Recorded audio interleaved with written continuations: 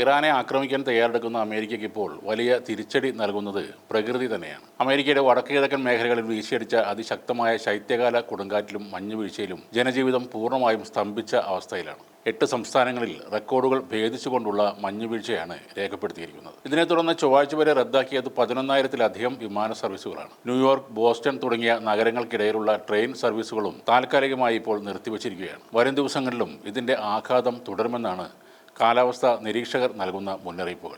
കനത്ത മഞ്ഞുവീഴ്ചയെ തുടർന്ന് വിർജീനിയ മുതൽ മസാച്യുസെറ്റ്സ് വരെയുള്ള പ്രദേശങ്ങളിൽ വൈദ്യുതി ബന്ധം പൂർണ്ണമായും വിച്ഛേദിക്കപ്പെട്ടു. ഏകദേശം 5 ലക്ഷത്തിലധികം വീടുകളും വ്യാപാര സ്ഥാപനങ്ങളുമാണ് നിലവിൽ ഇരുട്ടിലായിരിക്കുന്നത്. മസാച്യുസെറ്റ്സിലാണ് ഏറ്റവും കൂടുതൽ നാശനഷ്ടങ്ങൾ റിപ്പോർട്ട് ചെയ്തിരിക്കുന്നത്. കനത്ത മഞ്ഞും കാറ്റും കാരണം വൈദ്യുതി ലൈനുകൾ തകർന്നതാണ് ഈ പ്രതിസന്ധി രൂക്ഷമാക്കിയത്. മരങ്ങൾ കടപുഴകി വീണതും ഗതാഗതത്തെയും വൈദ്യുതി പുനഃസ്ഥാപന പ്രവർത്തനങ്ങളെയും സങ്കീർണമാക്കുകയാണ്. ന്യൂയോർക്ക് നഗരത്തിൽ സ്ഥിതിഗതികൾ ചെറുതായി മെച്ചപ്പെട്ടതിനെ തുടർന്ന് സ്കൂളുകൾ ചൊവ്വാഴ്ച മുതൽ തുറന്നു പ്രവർത്തിക്കാൻ തീരുമാനമെടുത്തിരുന്നു. എന്നാൽ വടക്ക് കിഴക്കൻ മേഖലകളിൽ ശക്തമായ കാറ്റും തണുപ്പും തുടരുകയാണ്. ഊർജ്ജ ആവശ്യകത വർദ്ധിച്ചതോടെ പ്രകൃതിവാതക വിലയിൽ വർധനവുമുണ്ടായി. വരും ആഴ്ചകളിലും കൊടുങ്കാറ്റുകൾക്ക് സാധ്യതയുണ്ടെന്ന് കാലാവസ്ഥാ പ്രവചന കേന്ദ്രങ്ങൾ അറിയിച്ചിട്ടുണ്ട്. ദുരിതബാധിത പ്രദേശങ്ങളിൽ അടിയന്തര സഹായം എത്തിക്കാനുള്ള ശ്രമങ്ങൾ ഇപ്പോൾ നടന്നുകൊണ്ടിരിക്കുകയാണ്. ഇത് പ്രകൃതിയും കാലാവസ്ഥയും ഒക്കെ ചേർന്നുണ്ടാക്കുന്ന പ്രശ്നമാണെങ്കിൽ ഇനിയുള്ള പ്രശ്നം കുറച്ച് വ്യത്യസ്തമാണ്. ഇറാനെ ആക്രമിക്കാൻ ഒരുങ്ങുന്ന അമേരിക്ക നേരിടാൻ പോകുന്ന വലിയൊരു പ്രശ്നം തന്നെയാണത്. ഇറാന്റെ കയ്യിലുള്ള ഹൈപ്പർസോണിക് മിസൈലുകളോ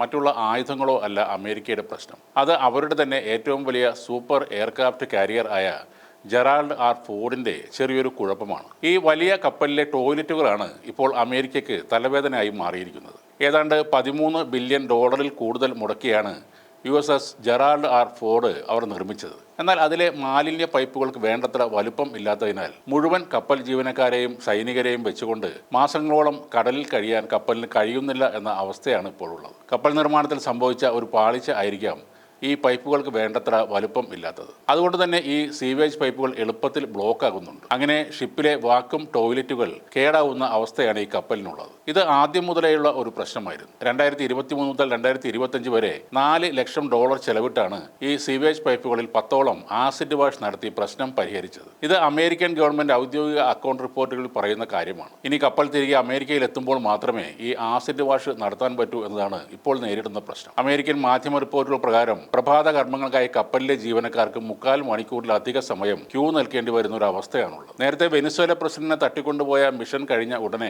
ജെറാൾഡ് ആർ ഫോർഡിനെ ഇറാനിലേക്ക് ട്രംപ് അയക്കുകയായിരുന്നു. ആസിഡ് വാഷ് ചെയ്യാതെ കപ്പൽ വീണ്ടും യാത്ര നടത്തിയതോടെ 4000-ന് മുകളിൽ വരുന്ന കപ്പലിലെ നാവികർക്കാണ് ബുദ്ധിമുട്ടുകൾ. ഇറാൻ വിഷയത്തിൽ ചർച്ചകളും തീരുമാനങ്ങളും നീണ്ടുപോകുന്നതോടെ ജെറാൾഡ് ആർ ഫോർഡിലെ നാവികരാണിപ്പോൾ ശരിക്കും ദുരിതത്തിൽ ആയിരിക്കുന്നത്.